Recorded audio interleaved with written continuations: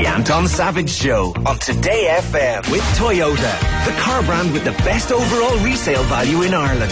Toyota, the best built cars in the world. So you may remember a couple of weeks ago, we were talking to a man by the name of Marcus McSorley, and not only were we talking to Marcus, we were also talking to John, his father. The reason we were chatting to the lads was Marcus wrote a book called Out of the Box. And Out of the Box was the story of John's relationship with a chap called Reg Spiers. Reg was a 22-year-old champion Australian javelin thrower who travelled to London for an athletics competition back in, I think it was about 1964. He didn't have a whole pile of cash at the time, so he couldn't afford the return journey. So what he did was he got his friend John, Marcus's dad, to build him a box. He then got in the box and they shipped him to Australia in the box, hence the title of the book. And his life got even more interesting thereafter. And we thought, you know what, we must actually talk to Reg about what it was like to spend something to the order of 2 days, some of it on the tarmac in Bombay, inside a wooden box. So we got hold of Reg. Reg, how are you? Hey, g'day, how you going, alright? Can we go right back to the box and you getting into it and getting shipped out of Heathrow? For people who didn't hear Marcus's story and John's description of the box, this was a wooden box about the size of a coffin, is that right? No, it's a bit bigger than that. It was 5 feet by 2 feet by 3.5 feet. So it was plenty of room. Could you sit up? Yes, you could. And how were you secured in it? Because there was no guarantee they were going to keep it the right way up. Oh, well, we put straps in it to hold me in place if it got moved around a bit, but most of the time I didn't have to use them, except on the tarmac in Bombay.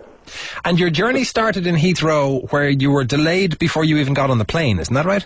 Yes, there was a 24-hour delay before I got on the plane. You spent 24 hours in a box in Heathrow? Yeah. What did you do? I just sat there and thought about the world. What else? Okay, so 24 hours of thinking about the world, onto a plane to your next stop, was that Bombay? No, the first stop was Paris. It was just a short flight from London to Paris. And then it went from Paris to Bombay. And what's it like being inside a box in the baggage hold of an aircraft? It was boring. Actually, it's just boring, just sitting there doing nothing. What else can you do in there? And you had no fear of depressurization? You'd no fear that you'd be put in somewhere that wasn't properly heated and freeze? No, not really, because I worked at the London airport and I had a bit of knowledge of how it all worked. So I wasn't terribly fearful. And, at that age, Anton, what the hell do you know? You just do things without thinking. So after then, nearly, 3 days of travelling when you're taking the delay at Heathrow, you find yourself on the tarmac in Bombay. The lobby in Bombay, they just changed me from one plane to another. So I sat there for a couple of hours or whatever it was, I can't remember. But, just being patient, waiting to see what would happen. And, eventually they moved me onto another plane and off I went again. And the heat wasn't miserable? Sorry? The heat wasn't miserable? Oh, it was hot, but I come from Australia. I'm used to the heat. So Bombay then to Australia. How long was that flight? The flight went from Bombay, I think, to Singapore. And from Singapore to Australia, which is a long hop. And I knew when I was home. They opened the hold and I heard these voices, and undoubtedly Australian. So for the 4 to 5 day period, what did you do for food and drink? Well, you know what happens if you eat? It follows through, so I cut that out, and I took 1p along the way, and, when I was young, you can do these things when you were young. You took 1p in 4 days? It wasn't 4 days, it was about, just over 2 days. It wasn't 4 days. That's not healthy, Reg. Well, I'm still here, for Christ's sake, Anton. Give me a break. I'm still here to tell the tale, and it's over 50 years ago. Okay, so when you then landed in the airport in Australia, they don't allow you just to get out of a box and walk out of the airport. So how did you manage to find your freedom at that end of things? Well, the thing is, as I said, I knew the procedure, so they locked me up in a bond shed. And I found some tools, and I cut a hole in the wall, and basically walked out. And decided, that's it, I'm fine, I don't need to worry about this anymore. I'm in Australia, I didn't care where I was in Australia. If I just had my feet on Australian soil, I could get home, that was the easy part.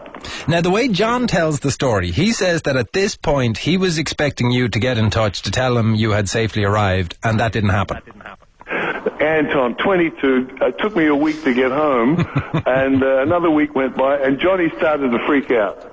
So he got onto a journalist, and I think in those days it was a ticker tape. He said, "Found anybody dead in a box?"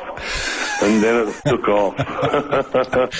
The reporter that Johnny spoke to jumped on the bandwagon, and it went off like a firecracker. So how did you find out that you were the subject of a journalistic inquiry?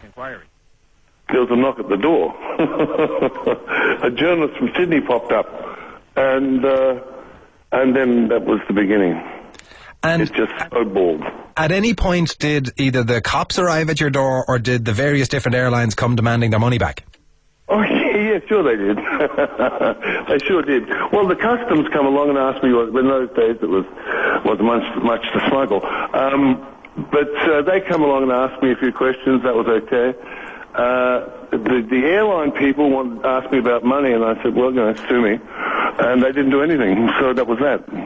Which at the time would have been a significant value, because air freight, it's not cheap now, but it sure as hell wasn't cheap back when you were doing it. So by today's money, it must have been thousands of dollars you owed them. No. It was about £400 in those days, which was, well, by today's standards, could be a lot more. But they thought, well, it's best to leave this alone, because in an odd sort of way, the Australian people saw me as a funny little hero for doing this. I never thought that myself, but they did. It just went off. It taught you a set of skills that you then began to use, I think it's fair to say, in ever less legal ways. You were subsequently arrested in the early 80s in relation to a plot to smuggle $1.5 million worth of hashish into the country from India. Yes, I'd love to have a smoke of hash, and still do.